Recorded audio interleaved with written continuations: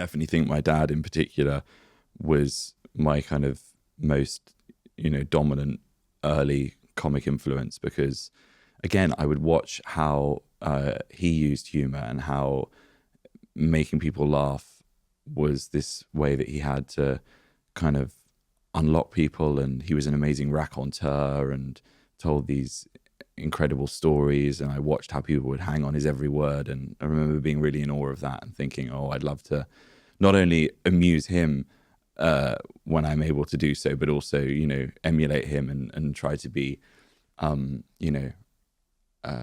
someone that people enjoy the company of and the presence of because of my kind of like wit, I guess. And so yeah, he was definitely like, for me, the person that influenced me the most when I was thinking, oh yeah, that's definitely something that I would be interested in pursuing. How are you honestly feeling about becoming a dad? I'm feeling excited. It's hard. It's a weird one because like sometimes it feels very real, and then sometimes it's just a sort of abstract concept, an idea, and it feels very, very surreal. And it sort of flits between both of those things on almost like a daily basis. And sometimes I feel overwhelmed thinking about it. Other times I'm like barely engaged with it at all because I'm so distracted with other things. And so it's a really weird emotional place to be in right now, like this sort of run up to having a kid. And I've spoken to lots of friends that have been in this period as well, and a lot of them have said that that's quite normal as well. That, again, there's sort of no right way to be feeling at any one time. And that, and you're thinking about her and looking after her. She's had some like health issues as well.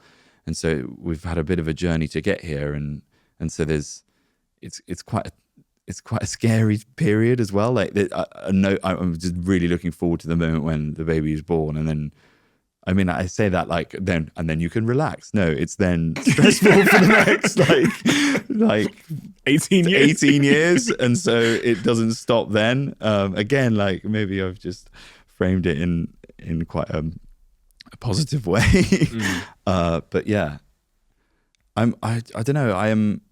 I'm excited about being a dad because I never thought that I would get to it this early either. I honestly, because my dad was, 50, nearly 50 when he had me. He was 50? I've made that, my maths is right, 50. Yeah, he was nearly 50. And so I was like, well, I'll be an old dad, I'll, live my best life. And then when I get to 50, then I'll just pop out a couple of kids. Be great.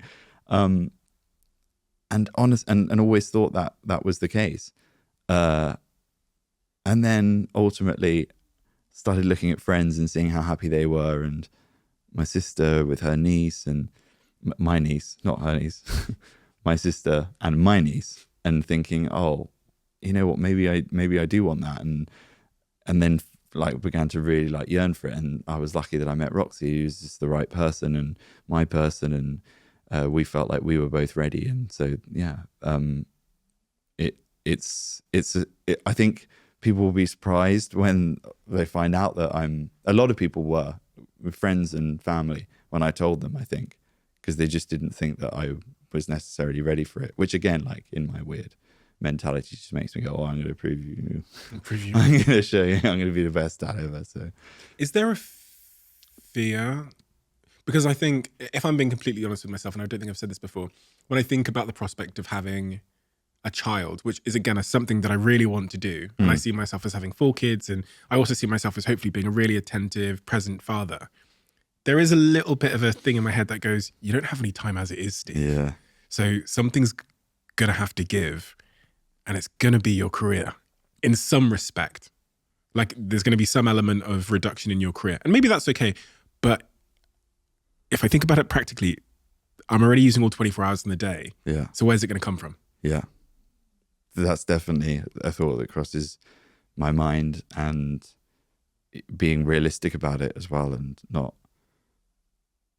it's not something that you can like just like you're not going to want to like just schedule it in, or I can do a little bit of family time here, and then I'll go and do some tour dates in Australia, or like, I think, yeah, it's that's going to need to be like a significant moment of like change, because I'm not going to want to work in the same way that I've worked. That's why this, like, yeah, this last year has felt a little bit like, I don't know, like in my head, I am definitely like mentally prepared for that. I was like, the baby is coming in September.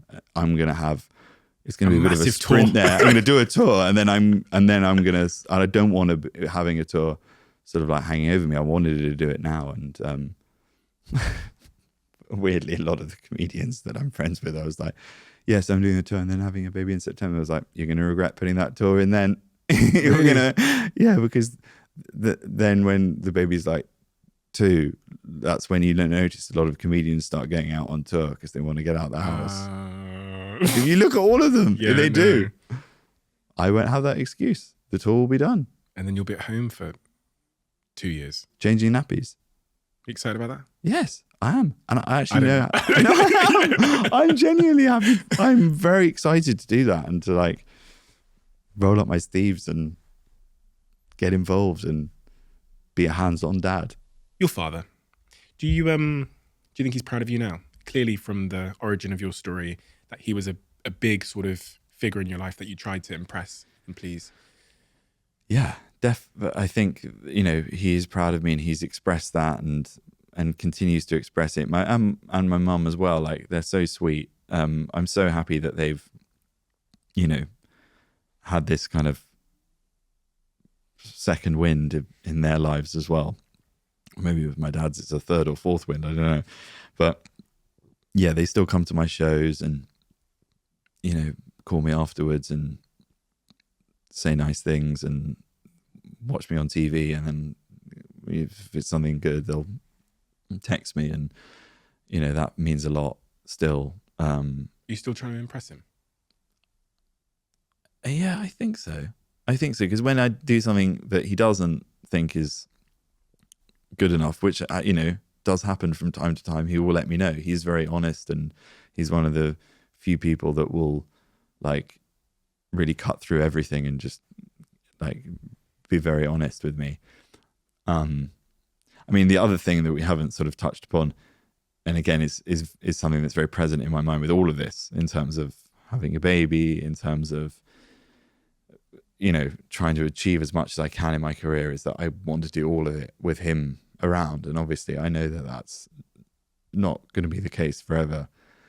And so I think that, yeah, I mean, that's why, oh God, I said I wasn't going to do this on this, and I'm now getting emotional. I wanted to have a baby because I wanted him to be around to know my child and to spend time with my kid.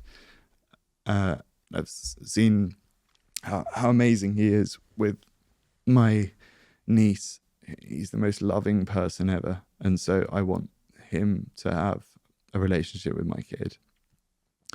And then, yeah, I want to do all of these things and, you know, have success in my career that I can share with him, and he can see these things and enjoy them. And if the, you know, yeah, I love having him there for all of that. And so yeah, I do still think a lot about impressing him, and his approval still means a hell of a lot to me. It's such a beautiful thing, you know. It's such a beautiful thing. Yeah. I admire that closeness you have with your father so much. And even when I see you like doing, you know, gigs and stuff together and doing like, you know, you did the Netflix thing with him, it's such a special thing. I feel, and I'm so lucky as well that I've had the opportunity to do it. And, you know, it's never lost on me. The amazing thing about doing that show as well is having people that come up to me and they say, you know, like, I watched it with my dad, and, you know, I have, you know, a really good relationship with my dad, and we watched your show, and then we went away and we did a trip together, and it was I'm so happy that we did it. And you know, or the flip side of that is, yeah, I have people that, you know, maybe lost a parent, and have watched the show and really connected to it because it's reminded them of the relationship that they had with their father when they were around. And I think, you know, I know how lucky I am to have had that that experience with him and continue to have experiences with him and to work with him. And it never feels like work when I'm doing stuff with him. It honestly, you know, it's, I mean, partly because of the shooting hours that he insists upon and the hour-long break for lunch with a wine present wherever we are, whatever, you know, the situation is, you know, but just hanging out with him, it just feels like that's, it can never feel like work because it's my dad. And yeah, I cherish like hanging out with him so much. There's so much banter when you guys are together on screen. But I wondered, you know, from hearing what you said about him today, like, does he truly know what he means to you and the impact he's had on your life? I think so, but I think mainly from hearing me talk about it when he's not there, because I don't think I necessarily would ever articulate these feelings to him just because that's not like the nature of our relationship. The reality is, a lot of the time when we're talking about, you know, we talk about work stuff quite a bit. We talk about football, we'll talk about current affairs, things like that, but we don't really talk about our emotions and never really have. But I think he knows it. And I think he's very, very, very aware of it. And I'm glad that he is as well. I'm glad that he knows how much he means to me because, I don't think I would necessarily be able to say it to him if he were sat in front of me. A lot of people can relate to that. Yeah. For some reason, it's bizarre, isn't it? Yeah. I don't know. I look at him and I'm like, oh, what will I take from him when I become a dad? And you know, I think he's surprisingly, he is more affectionate though than people think, like, because that's obviously not an aspect of him that you ever see on any of the Netflix shows or on his podcast or whatever. But like, I don't know, just, yeah, watching how he is with my niece and knowing what he was like when we were like very little, it's like, I want to be like that. And he took a decision in his life as well.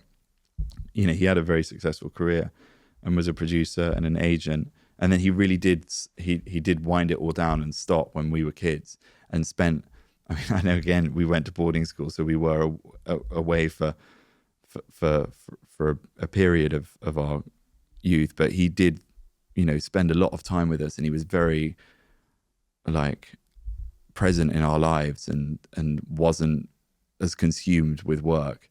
And I think that was a good decision of his. And so I think that's why I'm aware that it's even more important, like, to make sure that I address that work-life balance thing when my child comes along, because I do want to have enough time to, like, you know, be a attentive and present parent. If you love the Diary of a CEO brand and you watch this channel, please do me a huge favor. Become part of the 15% of the viewers on this channel that have hit the subscribe button. It helps us tremendously, and the bigger the channel gets, the bigger the guests.